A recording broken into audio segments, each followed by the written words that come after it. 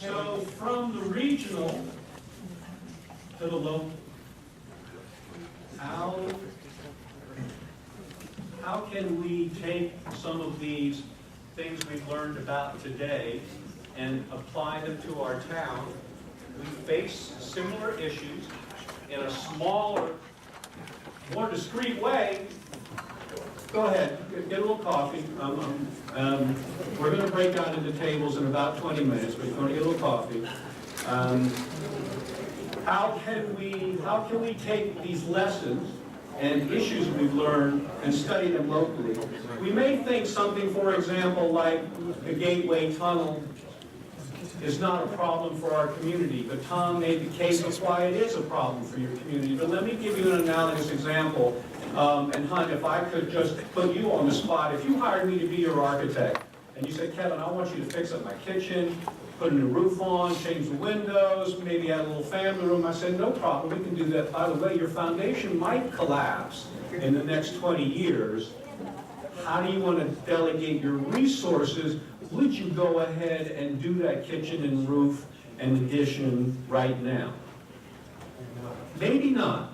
That is the very problem that the Gateway Tunnel, that our existing train tunnels face. Tom argued the positive side of that argument, which is the economic resources that this can bring us. But I want you to consider for a moment the reverse, the negative consequences. Should those tunnels fail, should one tunnel collapse, should a train accident pull down the wires, as happened a few weeks ago, and jam the tunnel up in a way that requires 2 to 3 weeks to repair it, we go from 24 to 6 trains, the economic loss is significant, possibly devastating. And that will impact us here in Princeton, for those who commute, but for everyone in the region. So we need to take ownership. The comment that Tom made that stuck with me is, he said, we don't have any agency, the Regional Plan Association. They're a public nonprofit trying to do good. We don't have any agency, but we do have a stake in the outcome. Princeton Future is the same here in our community. We don't have any agency, but all of us have a stake in the outcome of future planning for our community. So this is our downtown on the screen. But first things first, I do want to acknowledge people that allow us to be here today.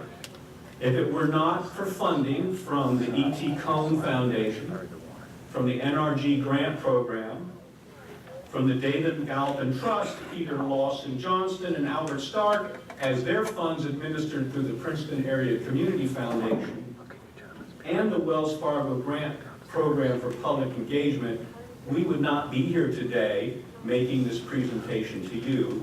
So I want to thank them publicly for the funding they have given to Princeton Future to continue our mission. And I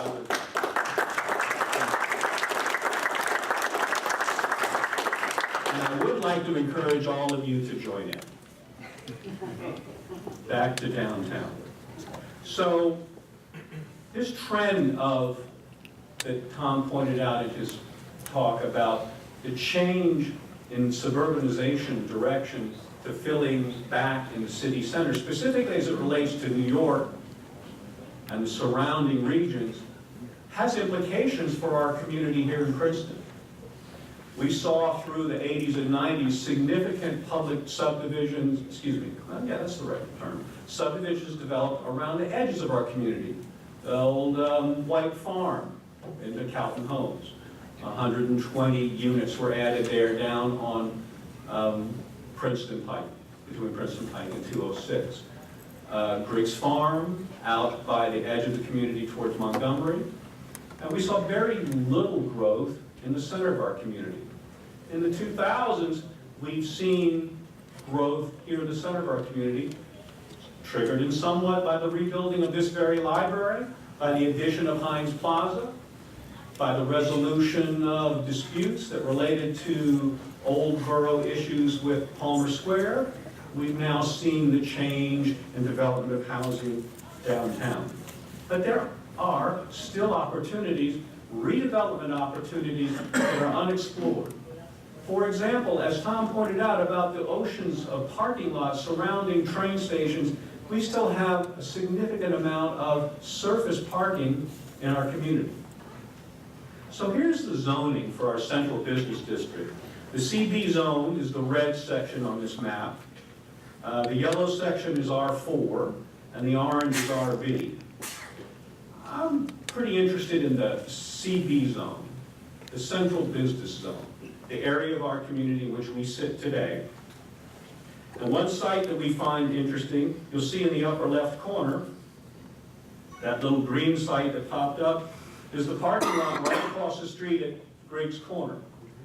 It's 25 cars get the privilege of parking on one of the main corners in our community for a handful of quarters. They can occupy a couple hours of real estate, and the rest of the community gets no benefit. What are some opportunities, other opportunities for this site? So there's the parking lot you see at the center of this image. You see Heinz Plaza immediately to the east. You see our library, the Witherspoon apartment houses, our parking garage on Spring Street all to the east. And you see the Palmer Square development to the left. All of that surrounding development is at 4 to 5 stories, and it's created new housing, imageable public space, Heinz Plaza, and parking by the removal of surface parking lots that existed specifically where we are sitting today. Right out there, many of you remember, was a parking lot. So you see this image here. If you look at the surrounding context of the parking lot in front of Mistral and the Halo Pub, there's the 25 cars, and then you see significant context housing around on the northern edge, backing up to Paul Robeson Place, and along the eastern edge of the library in Heinz Plaza. And along the southern edge, there's a little underdeveloped band of 2- and 3-story buildings along Spring Street here from Witherspoon, and then the context continues across the south to the west of Palmer Square development. So there's some opportunities there. And that's something in one of our breakout tables over here, we want to discuss what those opportunities can be. Another section in town that is underutilized in terms of building volume, building space, is the site of the present Labyrinth Bookstore. Some of you still call it the old Woolworth store. There was even a name before that, but I haven't been around long enough to remember. And the building on the corner, the annex, effectively a 1-story building. It's about 20 feet tall. But it's great to have Labyrinth Books there. They occupy the first floor and the ground floor. But there is significant opportunity there. And there's significant opportunity also in the remainder of that block. This is the block bounded by Witherspoon, Spring Street, Tulane, and Nassau, where there are entries into the mid-block site where 50 or so cars, again, get the privilege of parking in the core of our community. Some of this is municipal public parking, some of it is private parking for the building owners in that area.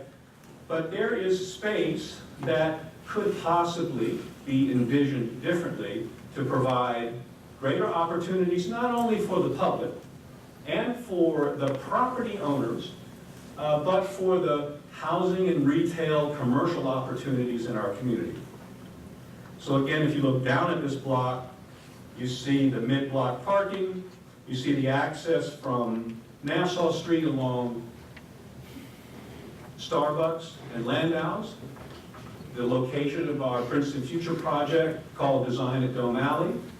Please stop by on your way out today and take a look. We've added a lot of plantings. We continue to improve that alley. It's our suggestion of how public space in that entire block could be designed and developed for the community to have a resource not unlike Heinz Plaza, but of different character that could contain in the middle of that block smaller retail shops that open out to public space where the cars used to be, that allow for lower rents, smaller spaces for businesses that would relate to community and neighborhood needs that don't quite fit the model of the national retail chains that want 10 and 15 and 20,000 square feet. The center of this block can provide a secondary layer of retail and business space that the community dearly needs. Again, if you look at an aerial view, you see the context on the corner of Tulane and Nassau where the annex used to be, and Woolworths. Again, a 1- and 2-story building coming across through the middle of the block. You see on the back, on Spring Street side, the apartment houses on Spring Street and the Benson building. They're at the zoning height level of 5 stories, 65 feet. Then as you wrap around, coming up Witherspoon Street, there's a series of 1, 2, 3-story buildings along that edge. When you look at Palmer Square, when you see that there's a 5-story surrounding context with a significant green space in the center, this is the type of thing we could emulate on the block here. Finally, there's also opportunity as the CP zone extends down to Moore Street, along Nassau. There's significant amount of surface parking lot in that area. Some of it's municipal, some of it's private. There's a significant number of 1- and 2-story buildings. There's a sensitive neighborhood edge along Park Place on the northern side, where there's neighborhood context for that area. But as you can see, along the Nassau Street edge, there's a series of missing opportunities of 1-story gaps where we could imagine more space. Now in our CB zone, our zoning, our present zoning in place today, if you would look all the way in the right-hand column, joint occupancy buildings, mixed-use buildings, buildings that have both residential and retail or business use combined. As you see, those buildings are allowed to be 65 feet tall. They're allowed to have 5 stories. This is presently in place today, has been for a long time in our zoning. Now this is a little tough. I don't know that you can read it, but I just want to show you already today in our zoning, there is a way to improve that. And it says, additional height and floor area for multiple dwelling and joint occupancy buildings in the CB district, also the RO. The Board of Adjustment, as a decision upon a special question, meaning if petitioned, may authorize not more than 2 stories of additional height for multiple dwelling in an RO district, and not more than 1 story of additional height for multiple dwellings and joint occupancy buildings in the CB district. So you could get 1 more. Said additional height, however, shall not permit the dwelling to exceed total height of 65 feet, and the board may authorize an increase in floor area ratio from 1.5 to 2.5, a significant increase, providing that the board makes the following special findings. I'm really excited about letter A, and this is in our code today. We don't have to change anything. That such additional height is necessary in order to make it possible to provide for residents and persons working in the borough area. Okay, it's a throwback to the old days. But you know what we need. Low rent or moderate rent housing, which is not otherwise available in adequate quantity. Do we have adequate quantity today of low rent or affordable housing in Princeton? No. I'll bet we can make that argument. B, that the proposed buildings are part of the master plan approved by the planning board for the development of the area, and that with such additional height will be possible to provide more open space and a more attractive plan for the area. Entirely possible. C, that such plan is designed to bring together rather than separate the central business area and adjoining residential areas. Of course, that's what good design and planning does. D, that no such higher building will be located within 100 feet of a residential district. That's a challenge, but you can work with that. E, that for additional floor area and floor area ratio, such additional floor area is residential purposes. That's what we need. And the resulting floor area ratio shall not exceed 2.5 overall, and shall in no case exceed 1.5 for the non-residential portion of the joint occupancy. So we talk about bonuses for affordable housing in our community. It sits in our code today. Now, why aren't we doing this? Is it lack of will? Is it lack of interest? Well, I think this might be the problem right here. These are the parking requirements for these lots. So if we look at non-residential buildings, wait, did I skip one? Oh, sorry. This is the CB zoning for non-residential buildings. Again, the floor area ratio is 1.5. You can actually cover the entire lot. And the height is still 5 stories, not exceeding 65 feet. So again, that's a pretty consistent rule in the CB zoning. So why are we doing that? Well, I want to point your attention to our parking section of the zoning code for the CB district. Look again, all the way, it's very hard for you to read, but all the way on the right-hand column, for joint occupancy dwellings, required parking spaces, housing for elderly, it's actually pretty good. We only need to provide 1/3 of a space per unit. That's pretty reasonable. They're, not too onerous, you can do that. For dwelling unit with 3 or less habitable rooms, 3/4 of a space. Again, that's in line with contemporary thinking. Other, meaning any other residential unit, 1.5 spaces per unit. Now these need to be provided on site. So think about the complexities. If you have, let's just say you have 20 apartments, where are you going to stick 30 cars on your site? Or if you don't have residential, you have commercial or institutional use. Here are the numbers. I won't go through them, but they're significant numbers. If you want to have an eating or drinking place, you need 1 space per 400 square feet of floor area. If you want to have a retail space, you need 475 square feet, 1 space per 475 square feet of parking area. If you want to sell some things. The assumption clearly there is that whoever comes to your store in the center of our community is going to drive there to your lot, pull into your lot, get out, go into your store, come back, get in their car, and drive down the block to the next store and pull into their parking lot. It simply does not happen in the center of our community. It happens out in suburbia. It happens off of Route 31. It happens off of Route 206. It does not happen off of Nassau Street. In fact, it could be considered bad policy because it engenders traffic. It does not reduce traffic. Sort of the law of unintended consequences. Be careful what you ask for. It may come back to bite you.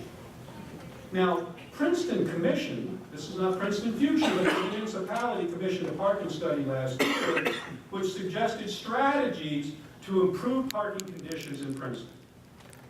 It suggested that we rebalance the parking demand. The study said, in fact, there is sufficient capacity in Princeton for everyone to park and then some. We just don't manage it properly. Reduce demand by offering alternatives. Optimize parking management through apps on your smartphone and systems where you can learn in real time where parking is available at different price points. Expand effective capacities. Improve the residential parking experience for people who already live here. Improve the strategies for them to park on their streets. And update the zoning code. So they proposed in this study that Nelson Nygaard did, a really good report, candidly of many years of reading municipal studies. This is one of the better ones I've ever read. Suggests mobility improvements through walkability, streetscape, bicycle facilities, bicycle sharing, car sharing, transit, the things that Tom mentioned. And it said that we ought to redefine our requirements for our parking in our zoning code, the thing I just showed you a moment ago, and allow developers the option to do, number one, exactly what the code says, provide parking on site. That's an option, you can still do that. Or you can provide on-site mobility amenities such as the previous image, bike parking, car share vehicles. Or you could provide demand management amenities, free bus passes, premium parking rates. Or you could pay in lieu fee per space to fund district improvements. Now, what's a district improvement? Well, a parking benefit district uses parking revenue for public improvements.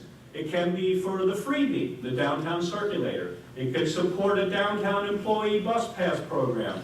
It could support expanded bike share program, and it could support improvements to streetscape, sidewalks, street lighting and street design. So you can actually use the funds that developers would pay in lieu of providing all that parking on their site, with the ultimate consequence of having the ground floor occupied by cars instead of people, to improve the community.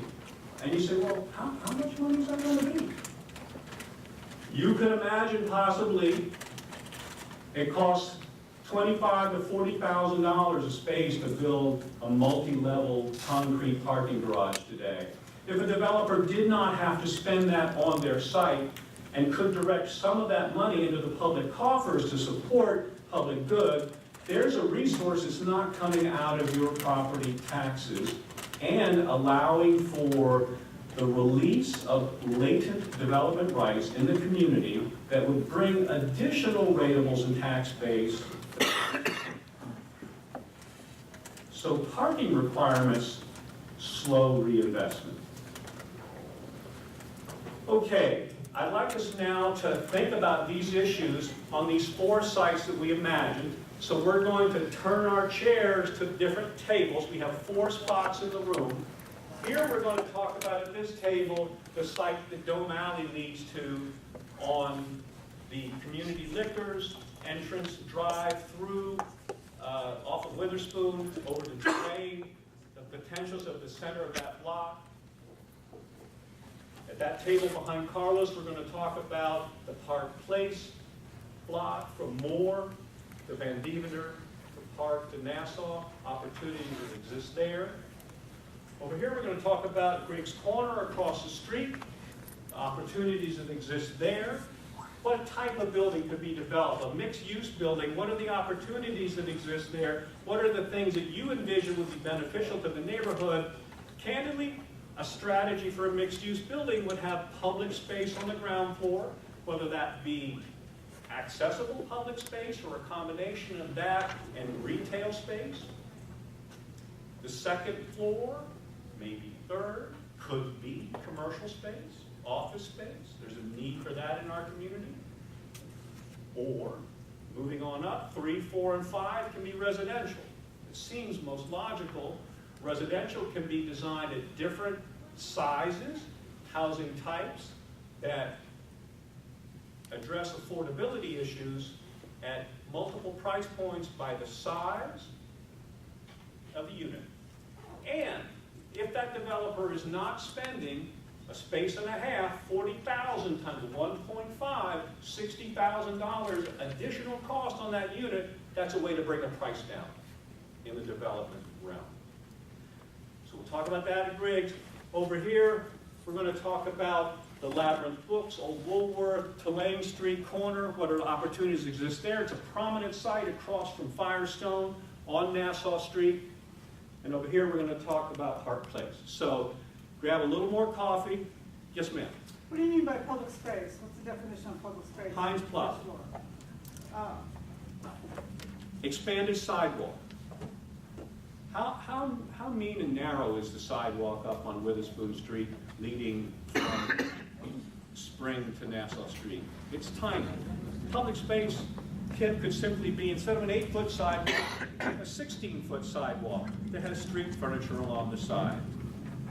But we want to hear from you. We're not trying to tell you what to do. You tell us what you imagine. Yes?